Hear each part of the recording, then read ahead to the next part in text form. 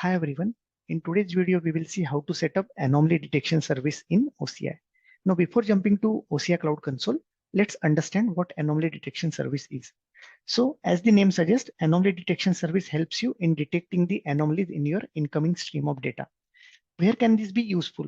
So if you see in today's world, a lot of manual work is being replaced by machines, and these machines are producing the data continuously in one form or another. What we can do is we can pass this continuously generated data to our anomaly detection service so that it will help the organization in preemptive predictive maintenance, because now you are continuously tracking this sensor data that are generated by the machines. If you ask me where this anomaly detection service could be useful, so I see it being highly useful in two particular industries. One is the manufacturing industries, because you have shop floor machines that are using sensors and continuously producing the data. And the second one is the logistics sector. These are the two sectors where I see this being a real value add. Now, coming to the technical side of the anomaly detection service. So it uses three algorithms that you can see on my screen. One is the multivariate anomaly detection, the other one is univariate, and the third one is asynchronous detection. All these three we will see when we will jump to OCI Cloud Console. Now, as you can see, there is a high level process flow that I have documented over here. So the first step you have to do is you have to set up certain policies that gives your access or that gives your user required access to use the AI service in OCI Cloud Console. The next thing is uploading your data. So as of now, anomaly detection service supports three sources or three types of sources. One is pulling the data from your object storage. Second one is pulling the data from the ATP database. And the third one is from the InfluxDB. These three can be used as the source, or this can also be used as the target. Of course, this list will increase over a period of time, but for right now, these are the three types of sources that are supported. For this demo, I'll be using the data from my object storage bucket. Now with this background, let's jump to OCI Cloud Console and continue with the next steps. So like I mentioned, the first thing we have to do is define certain policies. So I have already created two policy statements that is allowing my user to manage everything in this particular tenancy as far as the AI service is concerned, and in the object family as well. Of course, in an actual project, you would restrict the access to the user in a particular compartment only. For this demo, I have just given a blanket access to a complete tenancy. Once this access is given, you have to select your appropriate source. Because I'm selecting object storage, I have added two CSV files in my object storage buckets. So if you see, I will be using this demo training data for my univariate algorithm, and the other one for my multivariate algorithm. Once this is done, let's jump to setting up the anomaly detection service. So for that, you need to go to analytics and AI and anomaly detection. Once it is done, let's get started by creating a project. So I'll create a new project for this activity, and I'll name it as AD demo, and I'll click on create. I'll refresh the page to see whether it is active or not. This could take a few seconds. Okay, AD demo is set up. Once it is done, I'll click on create and train model. If you have already created a data asset, you can leverage that one. Because in this particular project, I have not created any data asset. I'll click a new one, or I'll create a new one.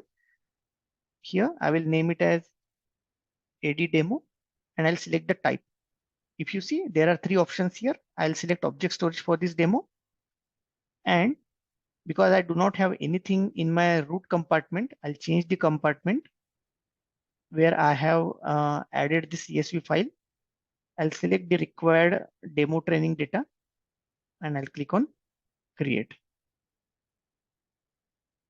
Once it is done, I'll click on next. I'll give a name as AD demo, and I'll name it as univariate.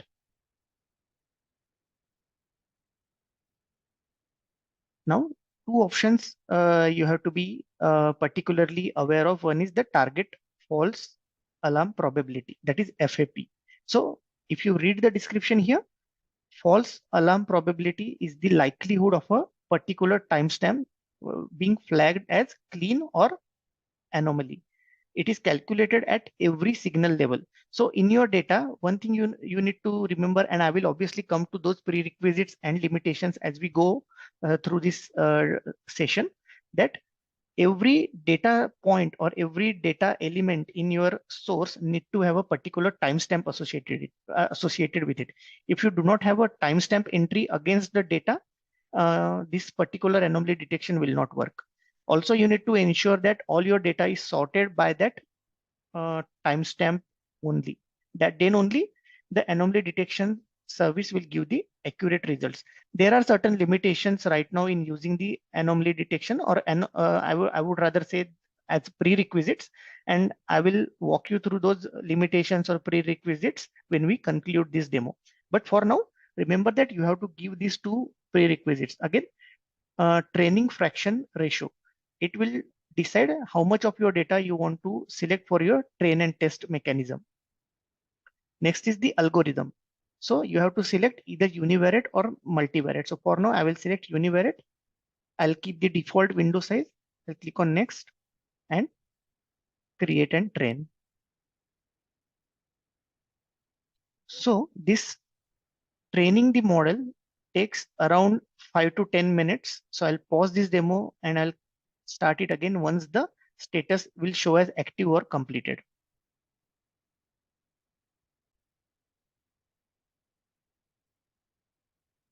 Yeah, so this training the model is still taking a bit of time. So what I will do is, in the interest of time, I will let it continue, and I will create another, I'll use another algorithm, that is multivariate algorithm, which I have discussed.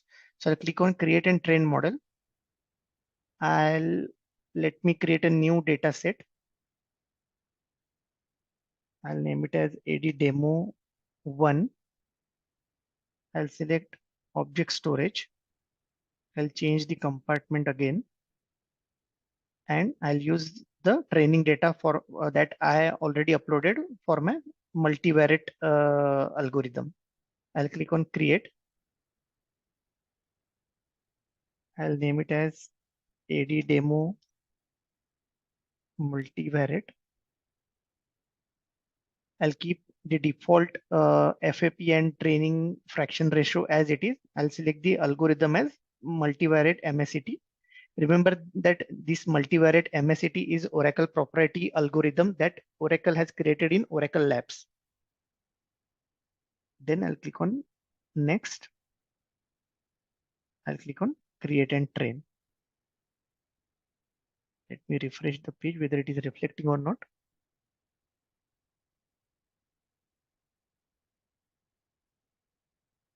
Okay, I'll pause the video here because it will take 10 minutes for both of these to complete.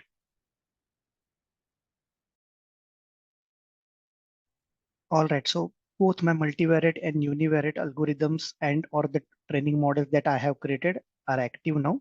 So let's go to univariate data asset or the data model that we have created, and I'll click on detect anomalies. Now here I need to pass my testing data against or on top of which I need to detect the anomalies. So what I'm going to do is I'm going to pass this demo testing data here. Let me drag and drop again. And I'll keep the sensitivity as 0.5. Just I'll keep the default. You can always increase or decrease it. The lesser the sensitivity, or let's see the description here. What it is saying is enter the sensitivity in the range of 0 to 1. And once we increase or decrease it, you will see the difference in the way anomalies are getting detected. So let's start with the default 0.5 now, and I'll click on detect. If you see, it has generated certain graphs, and it is giving you at every point, it is telling you what is the actual value, what is the estimated value. And if you see the spike here, that is where the anomalies are getting detected. So if I click on this spike, it will, if you see on the right hand side, it is where it is displaying what is the anomaly value, estimated value, and the actual value.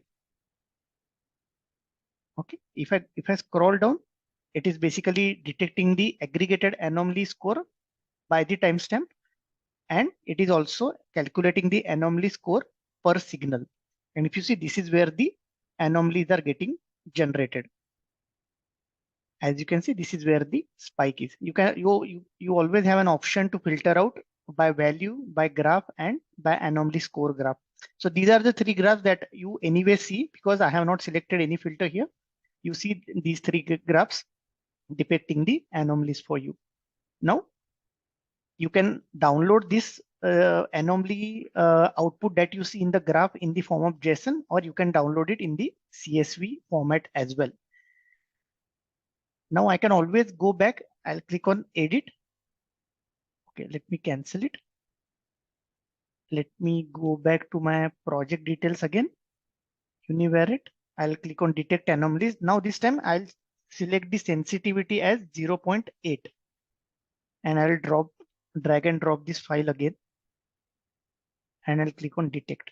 Let's see if there is any difference in the way anomalies are getting detected.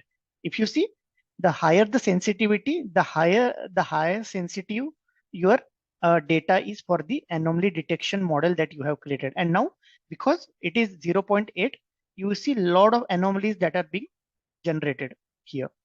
If you see, there are a lot of spikes. Earlier, there was only one spike that you saw somewhere around over here. Now there are a lot of spikes, and you will see anomaly values that are being generated. So it all depends how sensitive you want your model to be for the data against which you are trying to generate the anomalies. If you see, there are a lot of spikes over here. And if I just download this in the JSON format,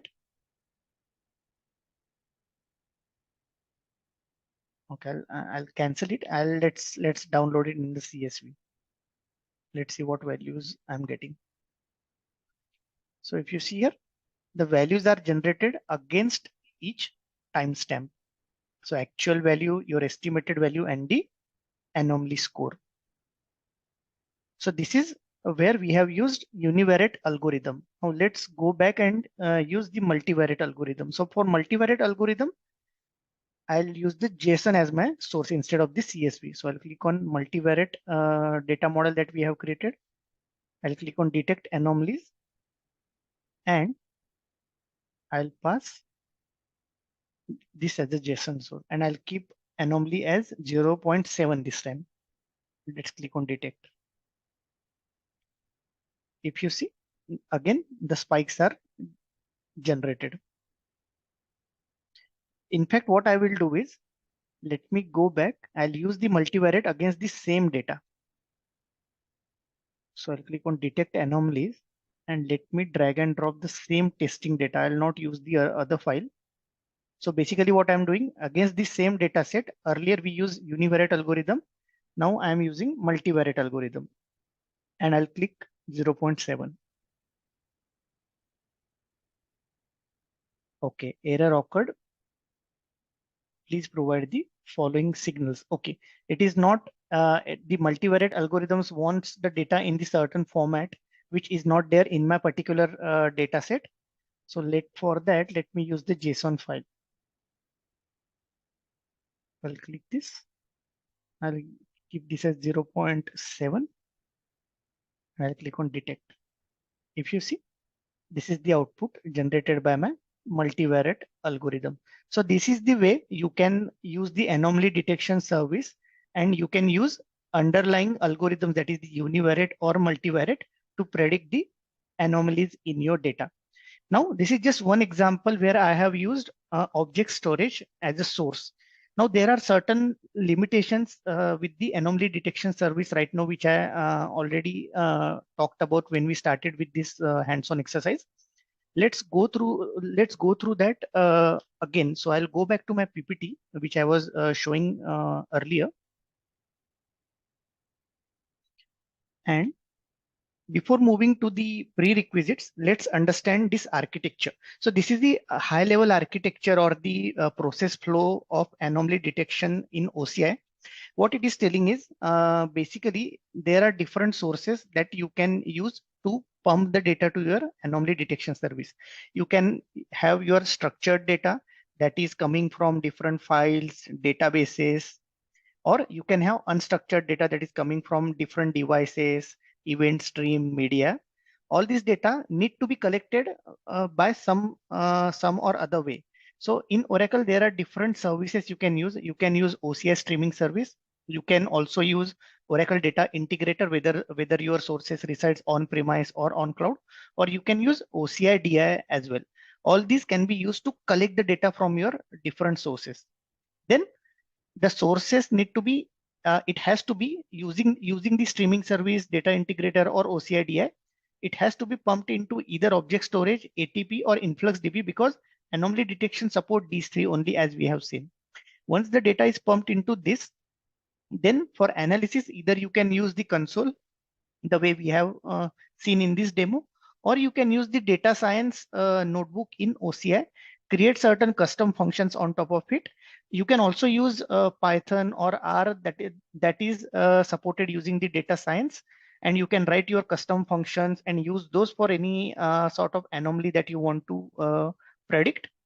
And then the data again can be pumped into either object storage, ATP, or InfluxDB. Once the data is pumped into the respective target systems, whether it is object storage or ATP database, same can be further modeled for visualizing it in the form of either your data warehouse or your dashboards and reports in OAC. So this is how the end-to-end flow can be orchestrated or created in your actual project environment. The next thing is the prerequisite. So as we have seen for this particular demo, I have used a spreadsheet. Now, the spreadsheet or the data that you are passing as a source to your anomaly detection has to be in certain format. The first thing is it need to be crystal clear, and it has to be what you said, without any anomalies in the data. What I mean by anomalies is there should not be any duplicates. It should only contain the numerical values, and timestamp has to be there, and it has to be the first column in your data set. Secondly, all the values has to be sorted or ordered by the timestamp only. Then there are up to 300 attributes that are supported. At least one attribute should not have a missing value. Like that means, for example, let's say your spreadsheet or your data set has 4 columns, then the first column has to be timestamp. It cannot be null. But out of the 3 columns, there has to be at least one column which does not contain any missing value. Then the number of observations / timestamps in the training data should be 8 times the number of attributes, or 80, whichever is greater. Again, timestamp has to be the first column, which I already highlighted. Then attributes in the data should be correlated well or belong to the same asset. If you are trying to basically combine the data from different system, then there are different ways to achieve it, and it is not something that can be directly pumped in. So there are additional precautions that need to be taken if you are clubbing the data from different sources or systems and then passing it as a single stream to your anomaly detection service. Then limitations. So there are two ways we train the generated model on top of your testing data. So in our demo, we have seen that I have basically dragged the CSV file when we were trying to detect the anomalies. Now, when I tried to drag and drop, that is called inline detection. And for that, the size of your CSV has to be 10 MB. But whereas if you are trying to select it from the object storage, like for example, if your test and train data both resides in the object storage, and you select the even the testing data from the object storage, the size can be 300 MB. Now, both these 10 MB and 300 MB is a limitation for your CSV or the files as a input only. If you are pumping the data from your ATP database or InfluxDB, then this limit does not apply. Secondly, the detection data can have up to 3000 data points only. That means if the data points in your input stream is more than 300 or more than 30,000, then you cannot directly use the univariate or multivariate algorithms that we have seen. In that case, you have to go and create an asynchronous job for that. And what it does is that asynchronous jobs basically pump the data into your object storage. So if you see, since asynchronous detection chunks the dataset automatically, several JSON files will be created and it will be outputted into your object storage. Then again, the limitation here is you have to basically download those chunks, basically different CSVs or JSON files. You have to concatenate them manually to see the complete output. Now, where this job will be created, I'll just quickly show you in the OCI console. So if we go to OCI console again, I go to project details. And if you see here, there is an option to create a job. So in case your data points are more than 30,000, you have to basically go and create a job, name some dummy value like a test. You have to select the model. Let's say I'm selecting a univariate. I'll keep the sensitivity as 0.5 just for testing purpose. And I'll select the input type as inline and object storage. Again, inline means you are dragging and dropping, and object storage means the value or the data set resides in the object storage.